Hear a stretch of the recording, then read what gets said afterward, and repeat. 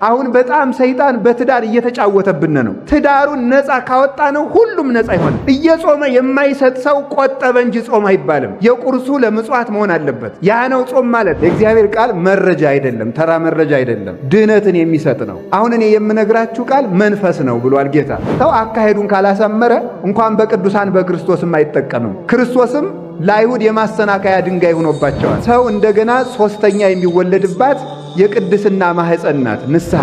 ከመራራ ትዳር ከመራራ እናት አባት መራራ ልጅ ይወለዳል። ሰው የዘራውን ነው የሚያጭደው። ሰው ርቦት ነው፣ ሰው ቸግሮት ነው። ራሱን ለሲኦል የሚሸጥ ሰው የለም ወገኖች። መተዛዘን አቅቶን ነው። ሰው ከጻድቃን ዘር ስለተወለደ ከደጋግ ሰዎች ነገድ ስለተወለደ ሰው በጽድቅ ዘር አይድንም።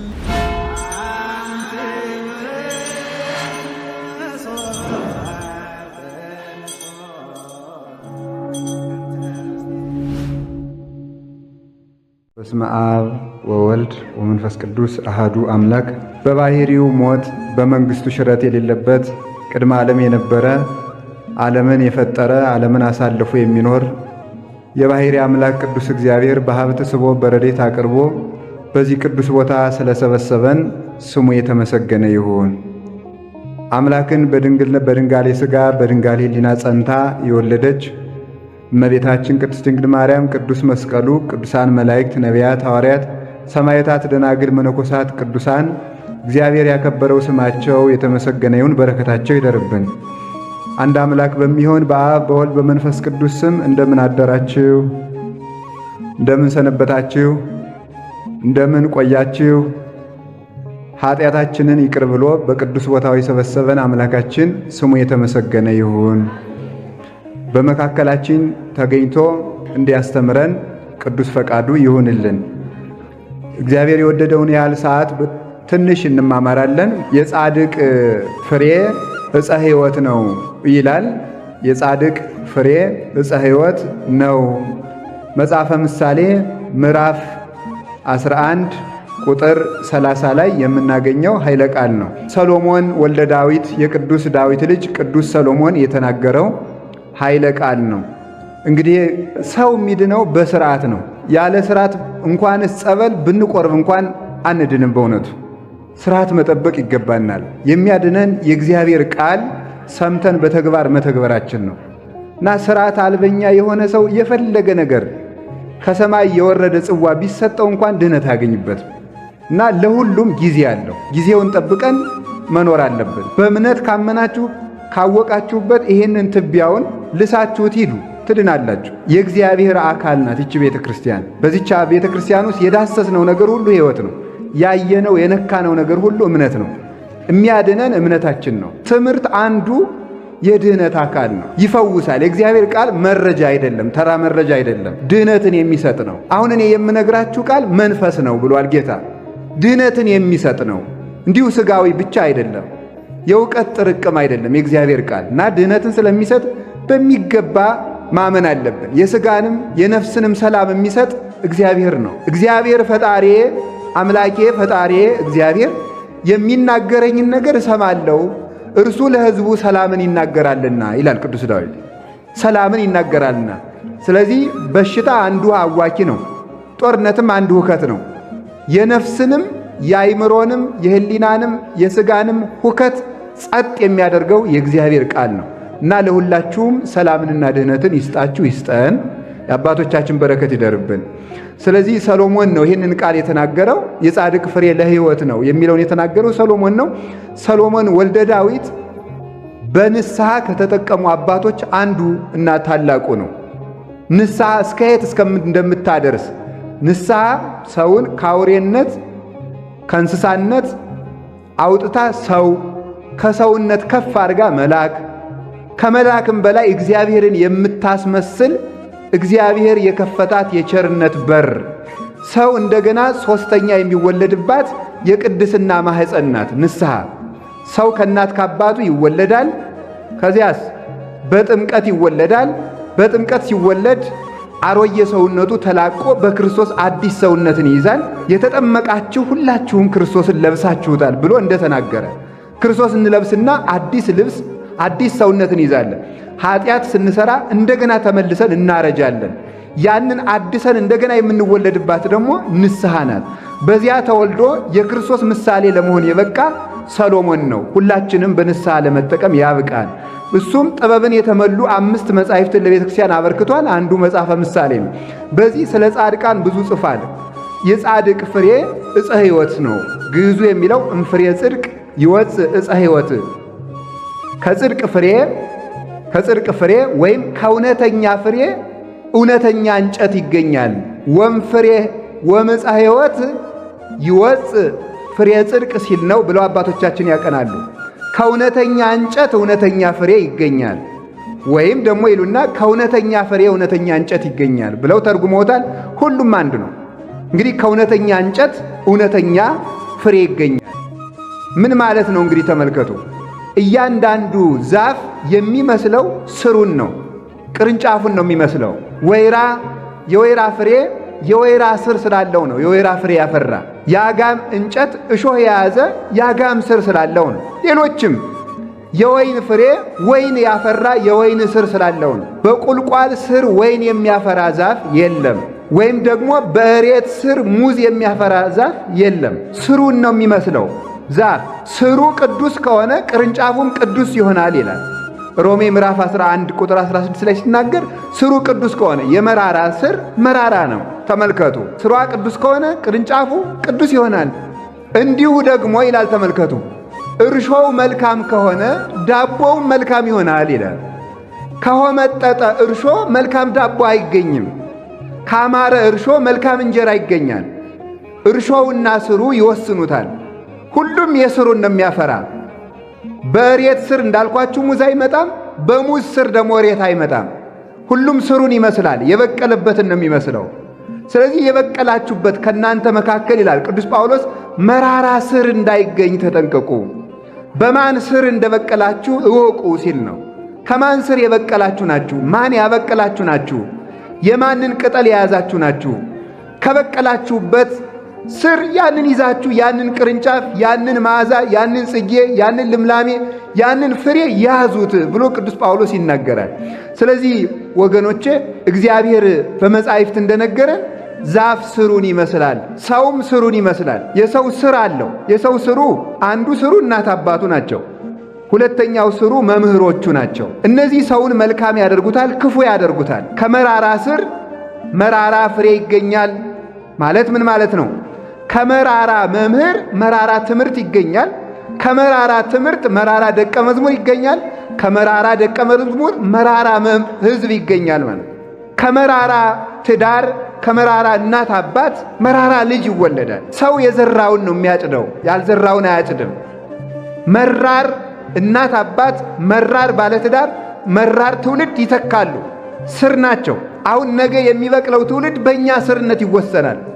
እየመረርን ከሆነ የመረረ ትውልድ ይፈጠራል። ሕይወት ያለን ከሆነ ሕይወት ያለው ይወለዳል። ሙታን ከሆነ ደግሞ ሙት ልጅ እንወልዳለን፣ ሙት ትውልድ እንተካለን። በቁማችን የሞትን ከሆነ በቁሙ የሞተ ትውልድ ይተካል። እማናስብ ከሆነ እማያስብ፣ እማናውቅ ከሆነ እማያውቅ እንተካለን።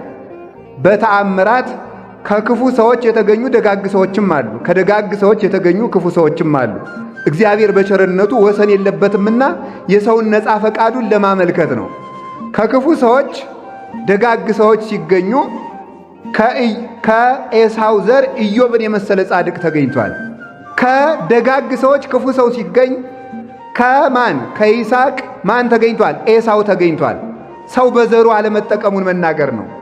ሰው ከጻድቃን ዘር ስለተወለደ ከደጋግ ሰዎች ነገድ ስለተወለደ ሰው በጽድቅ ዘር አይድንም። እንኳንስ በሥጋ ይቅርና በነፍስ እንኳን ቅዱሳንን ያከብሩ ከነበሩ ሰዎች ወገን በመወለዳችን ልንጠቀም አንችልም። አንዳንድ ጊዜ የምንታልልበታለን። ለአቡነ ተክለ ሃይማኖት እስከ 15 ትውልድ፣ ለአቡነ ገብረ መንፈስ ቅዱስ እስከ 15 ትውልድ፣ ለዮሐንስ መጥምቅ እስከ 55 ትውልድ እምርልሃለሁ ብሏል እና አባቴ ዘክሮን የ55 ትውልደኛ ብሆን በ55ኛው ትውልድ ሌባ ብሆን ምድን ይመስላችኋል? በፍጹም። ታዲያ ምን ማለት ነው? እንደ አባቶቻችን መንገዳቸውን ከተከተልን ነው። አቡነ ተክለ ሃይማኖት እስከ 15 ትውልድ ስላለ እናንተ ዘክራችሁ የእናንተ ልጆች እስከ 15 ትውልድ ተቆጥረው ሊድኑ አይደለም። ምን ማለት ነው? ያ አሰረ ፍኖቱን ከተከተለ ነው። እሱን ከመሰለ ነው። አባቱን መስሎ በቅዱስ መንገድ ከሄደ ነው። ታዲያ እንደዚያ ከሆነ የቅዱሳን ቃል ኪዳን ጥቅማቸው ምንድን ነው ከተባለ፣ አንደኛ መልካም እንድንሰራ ያለ ጊዜው አትቁረጠው ብለው መልካም ሳንሰራ በኃጢአት እንደተሸፈን እንዳንቆረጥ ያለ ፍሬያችን እንዳንሄድ ይለምኑልናል። ጌታ እንዲህ ብሎ ተናግሯል። በማቴዎስ ወንጌል ምዕራፍ 24 ላይ እንዲህ ብሎ ተናግሯል። ምን ብሎ? መንገዳችሁ ሽሽታችሁ በክረምትና በሰንበት እንዳይሆን ተጠንቀቁ ብሏል። በሰንበትና በክረምት መንገዳችሁ እንዳይሆን። መንገድ የተባለ ሞት ነው። ሰንበት ያለው ምንድን ነው? ሰንበት ማለት ቃሉ እረፍት ማለት ነው። በሰንበት እንዳትሞቱ ማለት ነው። ቅዳሜና እሑድ የሞተ ይኮነናል አይደለም። በሰንበት ማለት ምን ማለት ነው?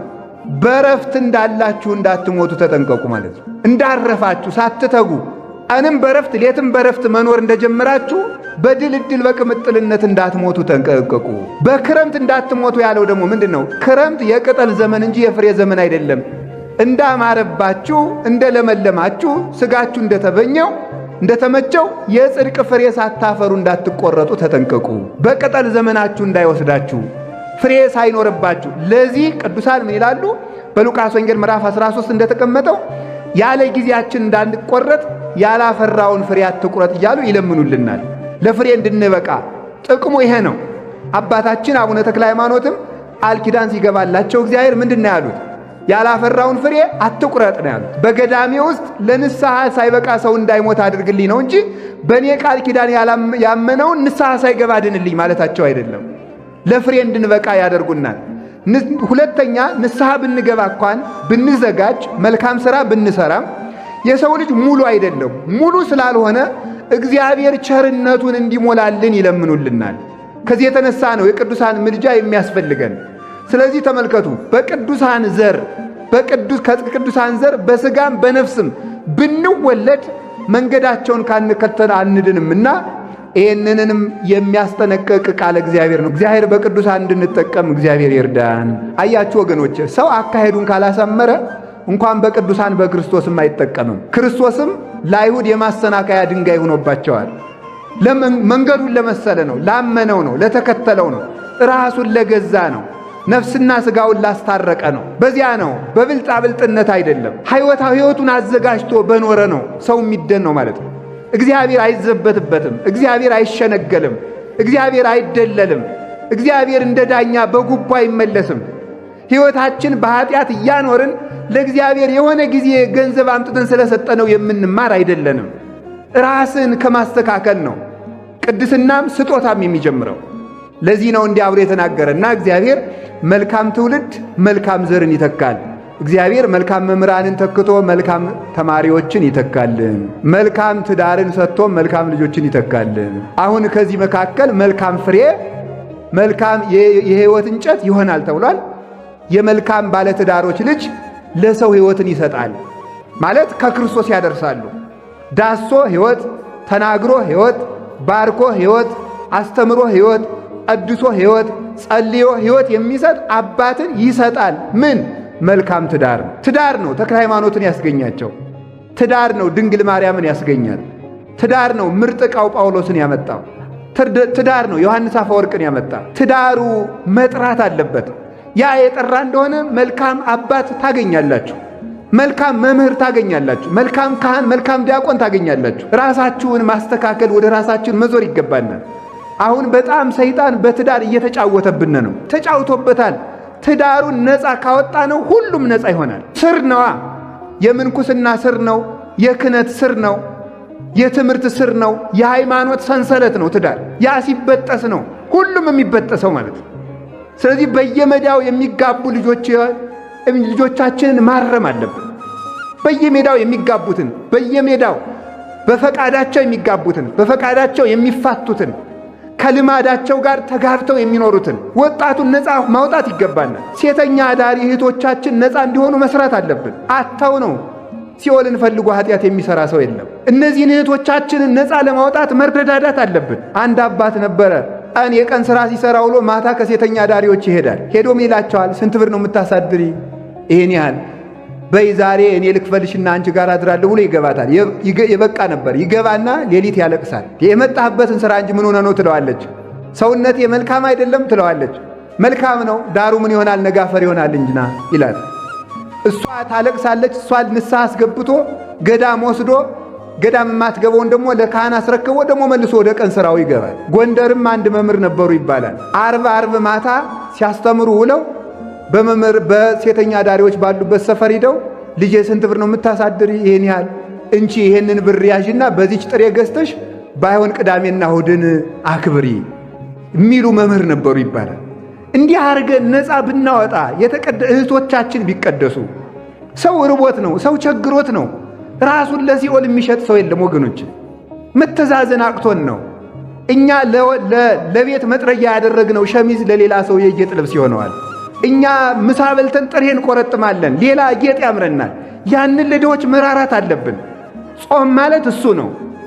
እየጾመ የማይሰጥ ሰው ቆጠበ እንጂ ጾም አይባልም። የቁርሱ ለምጽዋት መሆን አለበት። ያ ነው ጾም ማለት፣ ያ ነው ደግነት ማለት። ስለዚህ ሀገራችንን እንቀድሰው፣ ምድራችንን እናስቀድስ። እግዚአብሔር እንዲባርክልን ወንድሞቻችን እህቶቻችንን ከኃጢአት ማውጣት ይጠበቅብናል። ጭፈራ ቤት መዘጋት አለበት። አሁን እየተጨፈረ ነው እግዚአብሔር ሰላሙን የሚሰጠው። ተነግሮ የማይሰማ ትውልድ ይዞ ሌሊት ዳንኪራ፣ ቀን ምህላ ምንም የሚሉትን እግዚአብሔርን መቀለድ ነው። እግዚአብሔር ይቀለድበታል። እግዚአብሔር በቸርነቱ ይዞን እንጂ የሚሰማን ምህላስ ምን አይነት ነው? ስንደልቅ አድረን ደግሞ ምህላለን ብለን ደግሞ ነቀን እግዚኦ ማረነ ክርስቶስ። እንዲሁም እግዚአብሔር ማቸር ነው። እናንተ ስትዘፍኑ አድራችኋል አልሰማም የማይል። ስለዚህ ጭፈራ ቤትም እንዲቆም እንዲዘጋ ሁላችንም ተባብረን መስራት አለብን። ሰው በአቅሙ ሌላ ስራ ፈጥሮ ይስራ፣ የሚያሳድግ ስራ ይስራ። ስንት ጫት ቤት ስንት ጭፈራ ቤት ነው ያለ፣ ግን ስንት መጽሐፍ ቤት አለ? የለም። ትውልዱ አያነብም ምንም። ከሕይወት ዛፍ የሕይወት ፍሬ ይገኛል። ከእውነተኛ ዛፍ ማለት ከእውነተኛ ባለ ትዳር እውነተኛ ልጅ ይገኛል። መራራ ትዳር ካለ ነው መራራ ትውልድ የመጣው። እግዚአብሔር መራራ ትውልድ እንዳይበቅል በቸርነቱ ይጠብቀን።